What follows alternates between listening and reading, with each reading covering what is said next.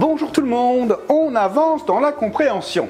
Nous sommes le temple du Saint-Esprit et Jésus compare son corps au temple. Le temple ayant deux parties, une partie intérieure et une partie extérieure.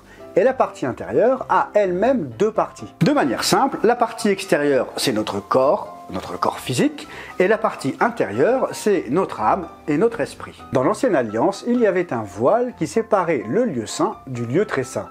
Un peu comme une barrière. Quelque chose séparait notre esprit de notre âme. À la mort de Jésus, le voile s'est déchiré, il n'y a désormais plus aucune séparation. Notre esprit et notre âme sont de nouveau connectés. Quand Paul dit que Christ soit pleinement formé en vous, cela veut dire que Christ qui est dans votre esprit soit pleinement formé dans votre âme. Et pourtant, toutes nos pensées ne sont pas soumises à Christ en un clin d'œil. Il y a des combats pour que l'esprit de Christ ne s'incarne pas dans notre âme et qu'il ne se manifeste pas dans notre corps. C'est ce qu'on appelle des forteresses de pensée. La culture, des raisonnements, notre éducation qui font obstacle et qui résistent à l'action de l'esprit. Notre âme serait donc l'intermédiaire entre notre esprit et notre corps.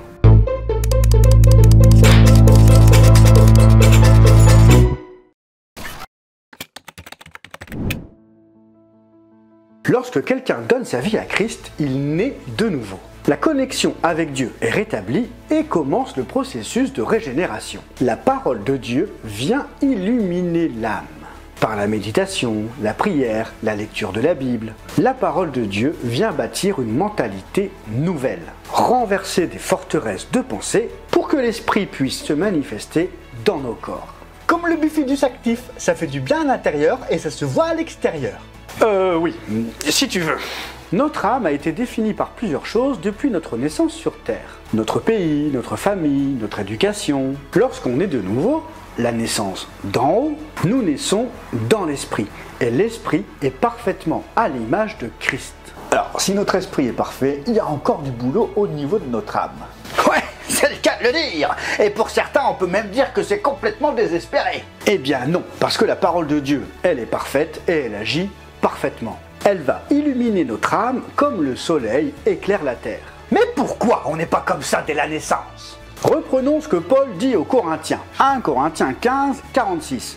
Mais ce n'est pas le spirituel qui vient en premier, c'est le naturel. Ce qui est spirituel vient ensuite.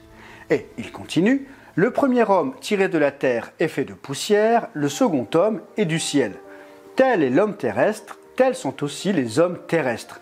Tel est l'homme céleste, tels seront aussi les hommes célestes. Quand on est charnel, nous vivons parce que nos yeux voient. Nous constatons des choses, nous ressentons des émotions et agissons en conséquence de ça, en conséquence de ce qu'un tel a dit, de ce qu'un tel pense. Lorsque nous naissons de nouveau, notre esprit renaît et notre nourriture spirituelle est la parole de Dieu. L'homme spirituel vit par ce que Dieu dit. Et ça veut dire que notre esprit, qui est aligné avec la parole de Dieu, va commencer à commander à notre âme. Même s'il ressent de la peine, de la tristesse, il sait que Christ est plein de joie, plein de force. Il sent la tristesse dans son âme, mais son esprit est dans la joie. L'homme terrestre vit par son âme, l'homme céleste vit par son esprit. C'est un peu compliqué tes trucs, moi j'y comprends rien.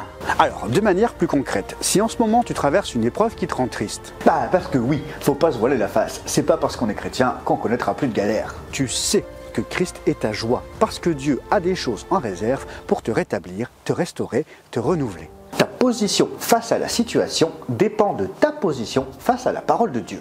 La parole de Dieu est le miroir de ton esprit. Sans la parole, c'est comme si tu essayais de te regarder, mais pas dans un miroir. Dans un fleuve, une grosse cuillère, et même si tu as des aperçus rapides, tu n'as qu'une image déformée. Sans les révélations que Dieu te donnera à travers les lectures, ce sera confus dans ton âme.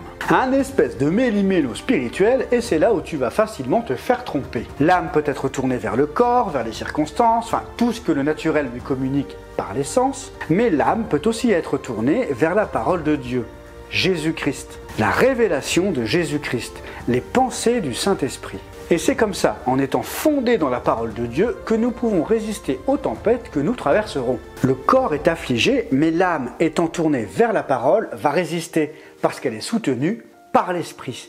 C'est l'Esprit qui vivifie notre âme. Et l'Esprit est vivifié par Dieu. Schématiquement, Dieu vit dans ton esprit et communique la vie à ton âme par ton esprit. Et cette vie est communiquée à ton corps.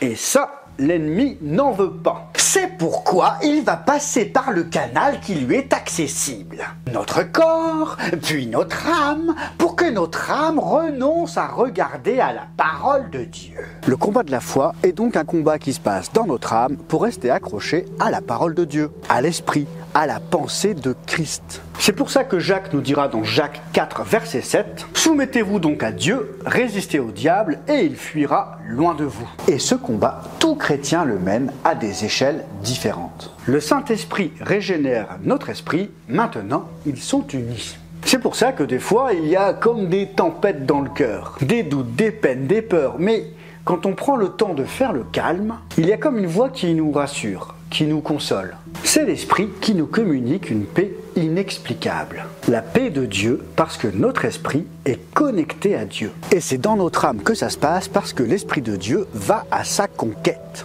Il renverse les forteresses. Et parfois, quand d'anciennes pensées tombent, ça fait mal. Ça fait mal à l'âme parce qu'elle y était attachée. Elle a fonctionné de telle manière pendant des années et Dieu vient lui briser ses repères, lui casser les piliers pour déposer de nouvelles fondations construites sur le roc, ancrées dans l'esprit.